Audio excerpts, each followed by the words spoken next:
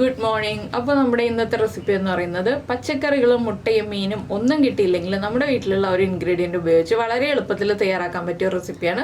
നമ്മുടെ ചോറിന്റെ കൂടെ ചൂടോടുകൂടി ഇളം ചൂടോടുകൂടി ട്ടോ, നല്ല ചൂടോടുകൂടിയല്ല ഇളം ചൂടോടുകൂടി ചേർത്ത് കഴിക്കാൻ പറ്റിയ നല്ലൊരു ഒഴിച്ചുകറിയാണ്. പപ്പടം ഉപയോഗിച്ചാണ് നമ്മൾ ഈ ഒരു ഒഴിച്ചുകറി ഉണ്ടാക്കുന്നത്. അപ്പോൾ നിങ്ങൾ ഇങ്ങനെ ഈ ഒരു ഒഴിച്ചുകറി ഉണ്ടാക്കിയിട്ടില്ലെങ്കിൽ ഉറപ്പായിട്ട് ഇന്ന് തന്നെ ട്രൈ ചെയ്ത് നോക്കിക്കോളൂ. നമുക്ക് എങ്ങനെയാണ് നമ്മുടെ ഈ ഒരു പപ്പടം കറി തയ്യാറാക്കുന്നത് നോക്കാം. നമുക്ക് നമ്മുടെ ഇൻഗ്രീഡിയൻസ് നോക്കാം. നമ്മളിപ്പോൾ ഒരു 2 സവോള ചെറുതായിട്ട് കട്ട് ചെയ്ത് വെച്ചിട്ടുണ്ട്, നീളത്തിൽ കട്ട് ചെയ്തിട്ട് അതൊന്ന് കുറുകെ കട്ട് ചെയ്ത് വെച്ചിട്ടുണ്ട്. അതുപോലെ തന്നെ ഒരു തക്കാളി ഈ ഒരു വലിപ്പത്തിൽ കട്ട് ചെയ്തെടുത്തിട്ടുണ്ട്. പിന്നെ വേണ്ടത് 2-3 തണ്ട് കറിവേപ്പില. പിന്നെ ഞാൻ എടുത്തിരിക്കുന്നത് 5 പപ്പടമാണ്. നിങ്ങൾക്ക് എത്ര പപ്പടം വേണം എന്നുള്ളത് നമ്മുടെ കറിയുടെ ക്വാണ്ടിറ്റി അനുസരിച്ച് 5, 7, 9 പപ്പടം എടുക്കാം. അപ്പോൾ ഞാനിപ്പോൾ അതിൻ്റെ 5 പപ്പടം കാച്ചി എടുത്തിട്ടുണ്ട്. പിന്നെ നമുക്ക് വേണ്ടത് ചെറിയ നെല്ലിക്ക വലിപ്പത്തിൽ കുറച്ച് വാളൻപുളി എടുത്ത് വെള്ളത്തിലിട്ട് വയ്ക്കണം. അപ്പോൾ നമുക്ക് നമ്മുടെ കറി ഉണ്ടാക്കാൻ തുടങ്ങാം. അപ്പോൾ നമ്മളൊരു പാൻ വെച്ചിട്ടുണ്ട് കറി ഉണ്ടാക്കാനായിട്ട്. പാനിലേക്ക് നമുക്ക് വെളിച്ചെണ്ണ ചേർത്ത് കൊടുക്കാം. ഈ ഒരു കറിയൊക്കെ വെളിച്ചെണ്ണയിൽ തന്നെ ചെയ്യാം കേട്ടോ. ഒരുപാട് വെളിച്ചെണ്ണ വേണ്ട, കുറച്ച് വെളിച്ചെണ്ണ മതി. നമ്മുടെ സവോളയൊക്കെ വഴറ്റിയെടുക്കാൻ ആവശ്യമായ വെളിച്ചെണ്ണ ഒന്ന് ചൂടായി വരട്ടെ. വെളിച്ചെണ്ണ ചൂടായി തുടങ്ങിയിട്ടുണ്ട്. നമുക്കിതിലേക്ക് 1 ടീസ്പൂൺ കടുക് ചേർത്ത് കൊടുക്കാം. കടുക് ഒന്ന് പൊട്ടി തുടങ്ങട്ടെ. അപ്പോൾ നമ്മുടെ കടുക് പൊട്ടി കഴിയുന്നുണ്ട്. നമുക്കൊരു വറ്റൽമുളക് 2ആയിട്ട് കട്ട് ചെയ്തത് ചേർത്ത് കൊടുക്കാം. ഇതൊന്ന് ഇളക്കി മിക്സ് ചെയ്തതിന് ശേഷം നമ്മൾ കട്ട് ചെയ്ത് വെച്ചിരിക്കുന്ന സവോള ചേർത്ത് കൊടുക്കാം.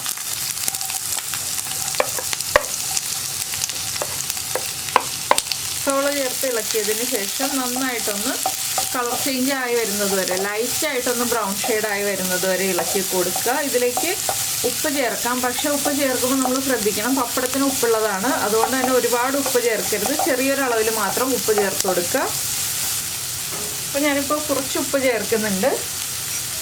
പിന്നീട് നമ്മുടെ ഗ്രേവി റെഡിയായി കഴിയുമ്പോൾ നമുക്ക് ഉപ്പൊക്കെ ചെക്ക് ചെയ്തിട്ട് ആവശ്യമാണെങ്കിൽ മാത്രം ചേർത്ത് കൊടുക്കാം. പപ്പടത്തിൻ്റെ ഉപ്പും കൂടി കാൽക്കുലേറ്റ് ചെയ്തിട്ട് വേണം നമ്മൾ ഉപ്പ് ആദ്യമേ ചേർക്കാൻ. അതുകൊണ്ടാണ് ചെറിയ അളവിൽ ഉപ്പ് ചേർക്കാമെന്ന് പറയുന്നത്.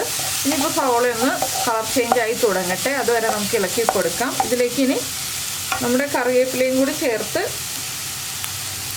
സവോള വഴറ്റിയെടുക്കാം. ഇപ്പോൾ സവോള ട്രാൻസ്പെറൻ്റ് ആയി വരുന്നത് വരെ നമുക്ക് വെയിറ്റ് ചെയ്യാം. അപ്പോൾ നമ്മുടെ സവോളയൊക്കെ ഒന്ന് നന്നായിട്ട് വഴന്ന് വന്നിട്ടുണ്ട്. ഇനി നമുക്കിതിലേക്ക് ചേർക്കേണ്ടത് ഒരു പൊടിയാണ്, നമ്മുടെ സാമ്പാർ പൊടി. 1.5 ടേബിൾ സ്പൂണാണ് ഞാൻ സാമ്പാർ പൊടി എടുത്തിട്ടുള്ളത്. സാമ്പാർ പൊടി ചേർത്ത് കൊടുക്കാം. നമുക്കിതിലേക്ക് മഞ്ഞൾപ്പൊടി, മുളക് പൊടി ഒന്നും ചേർക്കണ്ട കേട്ടോ. സാമ്പാർ പൊടിയിൽ എല്ലാ പൊടികളും ചേർത്തിട്ടുള്ളത് കൊണ്ട് തന്നെ നമ്മൾ വേറെ പൊടികളൊന്നും ആഡ് ചെയ്യേണ്ട ആവശ്യമില്ല. സാമ്പാർ പൊടി ചേർത്ത് നന്നായിട്ട് ഇളക്കി കുക്ക് ചെയ്തെടുക്കുക. സാമ്പാർ പൊടിയുടെ ആ ഒരു റോ ടേസ്റ്റ് മാറി വരുന്നത് വരെ നന്നായിട്ട് ഇളക്കി കൊടുക്കുക. ഇനി ഇതിലേക്ക് നമുക്ക് സാമ്പാർ പൊടിയുടെ ആ റോ ടേസ്റ്റ് മാറി വരുമ്പോൾ നമ്മുടെ തക്കാളി കട്ട് ചെയ്തതുണ്ടല്ലോ അത് ചേർത്ത് കൊടുത്തിട്ട് നന്നായിട്ടൊന്ന് കുക്ക് ചെയ്തെടുക്കണം. തക്കാളിയൊക്കെ നന്നായിട്ട് ഉടഞ്ഞു വരുന്ന രീതിയിൽ നമ്മളൊന്ന് കുക്ക് ചെയ്തെടുക്കണം. അതിനൊരു 2-3 മിനിറ്റ് ടൈം എടുക്കും. 2-3 മിനിറ്റ് നമ്മൾ ഇതുപോലെ ഇളക്കി കൊടുത്തുകൊണ്ടിരിക്കണം. ഇപ്പോൾ തക്കാളി അരച്ച് ചേർക്കണമെന്നുണ്ടെങ്കിൽ തക്കാളി അരച്ച് ചേർക്കാം. പക്ഷെ കുറച്ചുകൂടി നല്ലത് തക്കാളി ഇതുപോലെ ചെറുതായിട്ട് കട്ട് ചെയ്തിട്ട് ചേർക്കുന്നതാണ്. അപ്പോൾ നിങ്ങൾക്ക് ടൈം ഇല്ലാന്നുണ്ടെങ്കിൽ തക്കാളി മിക്സിയിലൊന്ന് കറക്കി എടുത്തിട്ട് ചേർക്കാം കേട്ടോ. അപ്പോൾ കുറച്ചുകൂടി എളുപ്പത്തിൽ കാര്യങ്ങൾ നീങ്ങും. അപ്പോൾ എന്തായാലും തക്കാളി ഒന്ന് ചെറുതായിട്ട് കുക്കായി വരട്ടെ, അതുവരെ നമുക്ക് വീണ്ടും ഇളക്കി കൊടുത്തുകൊണ്ടേയിരിക്കാം ഒരു 3 മിനിറ്റ്. അപ്പോൾ നമ്മുടെ തക്കാളിയൊക്കെ ഒന്ന് ഉടഞ്ഞു വന്നിട്ടുണ്ട്. നമുക്കിതിലേക്ക് നമ്മൾ മിക്സ് ചെയ്ത് വെച്ചിരിക്കുന്ന പുളിവെള്ളം ചേർത്ത് കൊടുക്കാം.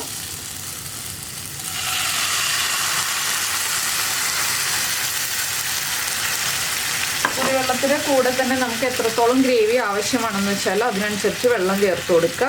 പപ്പടം ആകുമ്പോൾ കുറച്ചൊന്ന് കുറുകി വരും, അതിനനുസരിച്ച് വെള്ളം ചേർത്ത് കൊടുക്കണം. അപ്പോൾ ഞാനൊരു 1/2 കപ്പും കൂടി വെള്ളം ചേർത്ത് കൊടുക്കുന്നുണ്ട്.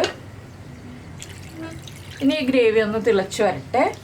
അപ്പോൾ നമ്മുടെ കറി നന്നായിട്ട് തിളച്ചുകൊണ്ടിരിക്കുന്നുണ്ട്. നിങ്ങൾക്ക് കുറച്ച് കുറുകിയ ഗ്രേവി മതിയെന്നുണ്ടെങ്കിൽ ഒരു 5 മിനിറ്റോളം ഗ്രേവി തിളപ്പിച്ചെടുക്കാം. ഞാനിപ്പോൾ 2 മിനിറ്റ് തിളപ്പിച്ചിട്ടുള്ളൂ. ഇനി നമുക്കിതിലേക്ക് നമ്മുടെ പപ്പടം ചേർത്ത് കൊടുക്കാം.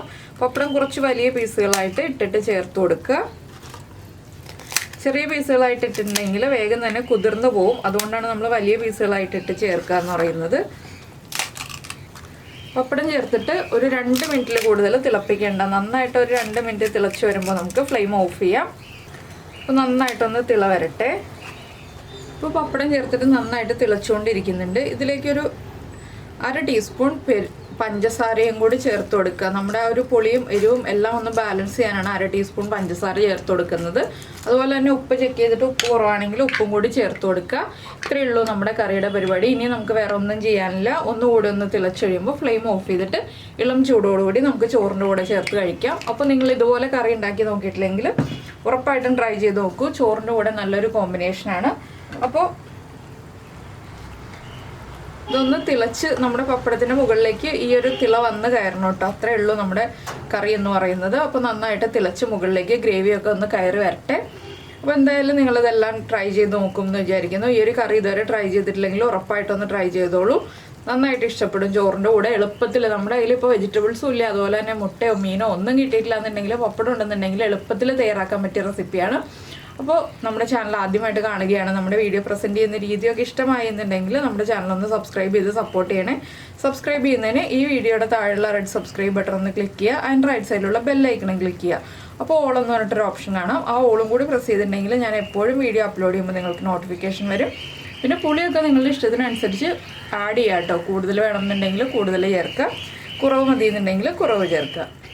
അപ്പോൾ പിന്നെ നിങ്ങൾക്ക് ഇഷ്ടപ്പെട്ട റെസിപ്പി ആണെങ്കിൽ ലൈക്ക് ചെയ്യാനും ഷെയർ ചെയ്യാനൊന്നും മറന്നുപോയില്ലല്ലോ. പിന്നെ കമൻറ്റ് ചെയ്യാൻ പ്രത്യേകിച്ച് പറയേണ്ട ആവശ്യമില്ലല്ലോ. കമൻറ്റ് ചെയ്യുന്നവരെല്ലാവരും കമൻറ്റ് ചെയ്യുമെന്നറിയാം. അപ്പോൾ നമുക്ക് ഫ്ലെയിം ഓഫ് ചെയ്യാം. ഇത്രയുള്ള പരിപാടി. ഞാനിപ്പോൾ ലാസ്റ്റായിട്ട് കുറച്ച് കറിവേപ്പിലയും കൂടെ മുകളിലൊന്ന് വിതറി കൊടുക്കുന്നുണ്ട്, ഒരു ഭംഗിക്ക് വേണ്ടി മാത്രം. അപ്പോൾ എല്ലാവരും ഉണ്ടാക്കി കഴിച്ചിട്ട് അഭിപ്രായമൊക്കെ പറയാം. നമുക്ക് നമ്മുടെ അടുത്ത റെസിപ്പിയുമായിട്ട് വീണ്ടും കാണാം.